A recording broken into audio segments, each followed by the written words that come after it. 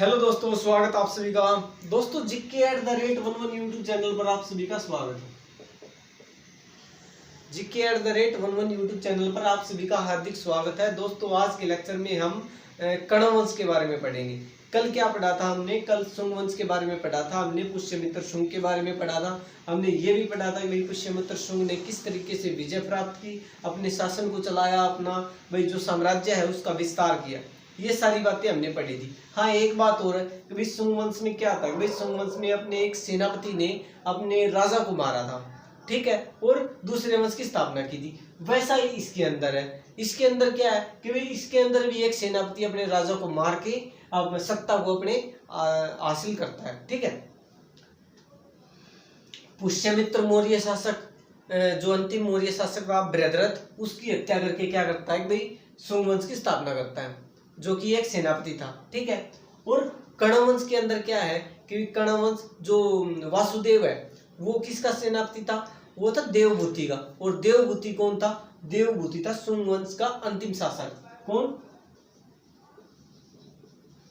देवभूति इसका शुंग वंश का अंतिम शासक था, ठीक है। ये यहाँ पे भी एक सेनापति अपने राजा की हत्या करके सत्ता को हासिल करता है, ठीक है। कण्व वंश, भाई कण्व वंश को और किस नाम से जाना जाता है? कण्व वंश को और जाना जाता है काण्वा वंश, और कई जगह पे इसका नाम इसको जाना गया है काण्वायान, ठीक है। कण्व वंश, काण्वा वंश, काण्वायान वंश, ठीक है। और इस वंश का जो टाइम पीरियड है वो है 75 ईसा पूर्व से लेके 30 ईसा पूर्व। कई जगह पे ये मिलता है 73 ईसा पूर्व से लेके 28 ईसा पूर्व।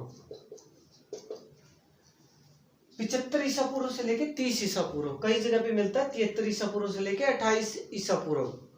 यानी टोटल 45 वर्षों तक इन्होंने राज किया था, ठीक है। 75 ईसा पूर्व के अंदर क्या होता है कि भाई जो वासुदेव है वो देवभूति की हत्या करके कण्व वंश की स्थापना कर देता है। और इनको क्या कहा गया है? इनको शुंगभृत्य भी कहा गया है। कण्व वंश के जो शासक थे इनको शुंगभृत्य भी कहा गया है। इसका मतलब क्या होता है? शुंगभृत्य का मतलब होता है कि भाई जो राजगद्दी थी उस पे तो किसका शासन था? शुंग वंश का। यानी गद्दी पे तो शुंग वंश का शासक बैठा रखा था इन्होंने, लेकिन जो शक्तियां थी वो किसके हाथ में थी? वो कण्वों के पास में थी, ठीक है, कण्वों के पास में थी। और इसका और एक और परिमाण मिलता है कि भाई जब कण्व वंश का अंतिम शासक सुशर्मा है उसकी हत्या करके जो सिमुक है, सातवां वंश का शासक सिमुक, कण्व वंश का जो अंतिम शासक है सुशर्मा की हत्या करके सातवां वंश की स्थापना करता है। तो क्या है उसमें ये मिलता है कि भाई सिमुक ने शुंगों को भी पराजित किया और कण्वों को भी पराजित किया, ठीक है। यानी शुंगभृत्य इसलिए यूज किया गया है कि भाई नाम मात्र शुंगों का राज था, लेकिन जो सारी शक्तियां थी वो कण्वों के पास थी, ठीक है। इसलिए इनको शुंगभृत्य का नाम भी दिया गया है। हाँ, एक और बात, भाई इनकी टोटल 2 राजधानियां थी। कण्वों की 2 राजधानियां थी। नंबर 1 पर पाटलिपुत्र आती है और नंबर 2 पे आती है विदिशा, ठीक है। पाटलिपुत्र और विदिशा ये 2 राजधानियां थी।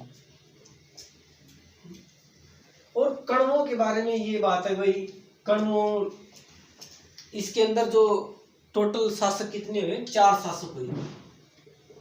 पहले नंबर पे आता है वासुदेव। वासुदेव का टाइम पीरियड कितना है? 75 ईसा पूर्व से लेके 66 ईसा पूर्व, ठीक है। सेकंड पे आता है भूमिमित्र। सेकंड पे आता है भूमिमित्र। इसका टाइम पीरियड रहता है 66 ईसा पूर्व से लेके 52 ईसा पूर्व, ठीक है। भूमिमित्र का लड़का है नारायण। इसका टाइम पीरियड आता है 52 ईसा पूर्व से लेके 40 ईसा पूर्व, ठीक है। और इसका लड़का है सुशर्मा। सुशर्मा यानी सुशर्मन, इस तरीके से इनके नाम है। ये है 40 से लेके 30 ईसा पूर्व। ठीक है भाई, वासुदेव के बारे में क्या जानकारी मिलती है? भाई 75 ईसा पूर्व इसने देवभूति की हत्या कर दी और कणवंश की स्थापना कर दी। इसका जो टाइम पीरियड था 75 से लेकर 66 ईसा पूर्व तक था। ठीक है, यही बात है। भूमिमित्र के बारे में क्या जानकारी मिलती है? भूमिमित्र के बारे में जानकारी मिलती है कि भाई ये वासुदेव का लड़का था। 66 ईसा पूर्व से लेकर 52 ईसा पूर्व तक इसने राज किया।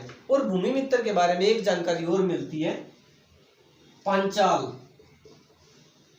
पांचाल जगह से इसके सिक्के मिले हैं। किसके? भूमिमित्र के सिक्के पाए गए हैं, पांचाल जगह से खोजे गए हैं। और दूसरी जगह कौशाम्बी,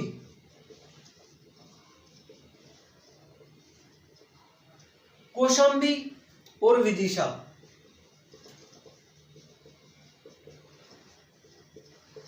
कौशाम्बी और विदिशा से कण्वश्य, यानी जो सिक्के हैं उन सिक्कों पे कण्वश्य नाम लिखा हुआ। कण्वश्य कहाँ मिले हैं वो सिक्के? वो मिले कौशाम्बी और विदिशा के अंदर। ठीक है, ये भूमिमित्र के बारे में जानकारी मिलती है कि भाई पांचाल से भी उसके सिक्के मिले गए हैं, कौशाम्बी और विदिशा से जो कण्वश्य लिखे हुआ है उसके सिक्के मिले हुए। नारायण के बारे में ऐसा कोई जिक्र नहीं है, हमें कहीं पढ़ने को इन्फॉर्मेशन नहीं मिलती है। इसके बारे में सिर्फ एक इन्फॉर्मेशन मिलती है कि भाई नारायण भूमिमित्र का लड़का है और 52 से लेकर 40 ईसा पूर्व तक इसका राज है। अंतिम शासक है सुशर्मा। भाई अंतिम शासक सुशर्मा है, ये 40 से लेकर 30 ईसा पूर्व तक राज करता है, यानी 10 साल तक राज करता है। टोटल 45 साल तक राज करता है कण्वंश। 30 ईसा पूर्व के अंदर क्या होता है कि भाई सुशर्मा जो सातवां वंश का शासक है सिमुख, वो सुशर्मा की हत्या कर देता है और सातवां वंश का उदय होता है। ठीक है, इनके बारे में यही जानकारी मिलती है कि भाई ये टोटल 4 शासक होते हैं, 45 वर्षों तक राज करते हैं। और ये चारों शासक यानी शक्तिशाली राजाओं की लिस्ट में अपना नाम कभी भी नहीं जुड़वा सके। ठीक है, ऐड करवा सके। बस यही जानकारी है। इन्होंने क्या किया भाई, सबसे पहले क्या था, मौर्य वंश का शासन था। मौर्य वंश के बाद फिर शुंग वंश आ गया, शुंग वंश के बाद कण्व वंश आ गया। और इतने बड़े मगध जो शक्तिशाली वंश था उसको ये संभाल नहीं पाए। क्या हुआ कि भाई जैसे बृहद्रथ के टाइम पे क्या था कि भाई जो छोटी छोटी शक्तियां थी, जिनके ऊपर नियंत्रण किसका था? मौर्य वंश का था। जो राजा था उनका छोटी छोटी शक्तियां क्या भाई सब स्वयं अपने आप को स्वतंत्र घोषित करने लगी। वैसे इसकी छोटी छोटी शक्तियां अपने आप को स्वतंत्र घोषित करने लगी। पुष्यमित्र आया था, उसने क्या किया भाई छोटी छोटी शक्तियों को सबको वह इकट्ठा कर लिया था। लेकिन इनके टाइम पे क्या हुआ कि वो दूर दूर दूर तक अलग अलग होने लगी। इससे इनका जो साम्राज्य था वो छिन्न भिन्न होने लग गया। और भाई इनके ऊपर आक्रमण होने का भी खतरा था, किसका? शकों का। इसी वजह से भी इनका पतन हो गया। और सुशर्मा एक अयोग्य शासक था और इसकी अयोग्यता को ध्यान में रखते हुए जो सातवां वंश का शासक है सिमुख, उसने 30 ईसा पूर्व के अंदर इसकी हत्या कर दी। ठीक है, यहाँ से सिमुख ये कण्वंश समाप्त होता है। कल पढ़ेंगे हम सातवां वंश।